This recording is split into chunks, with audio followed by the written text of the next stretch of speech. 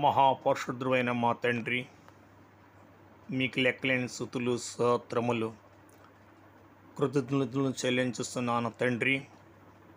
కరుణామయుడ, దయామయుడ, ప్రేమగల తండ్రి, మానవులను ప్రేమించి మానవుడగా పుట్టి వచ్చిన మా తండ్రి యేసయ్య, మీరు ఇక్కడే ప్రదక్షిణమయ్యి ఈ ప్రార్థనలన్నిటికి నెరవేర్పును దయచేయమని ఈ పాదములను బట్టి నేను బతిమాలు అడుగుతున్నాను తండ్రి.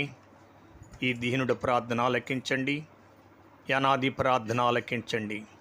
ప్రభా, ఎవరైతే అనారోగ్యంతో ఉన్నారో వారిని మీరు ముట్టుకుని స్వస్థపరచండి. ఎవరైతే రుణ బాధలతో ఉన్నారో వారి రుణాలు తీర్చండి. ఎవరైతే నిరుద్యోగులై ఉన్నారో వారికి చక్కటిన జాబులు ఏర్పాటు చేయండి.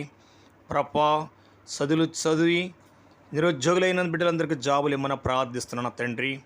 అలాగనే ఎవరైతే ఎత్త వయసుకు వచ్చి వివాహం జరగక ఎందరు ఎదురు చూస్తున్నారో వారందరినీ జతలుగా ఏర్పాటు చేయమని నేను ప్రార్థిస్తున్నాను తండ్రి.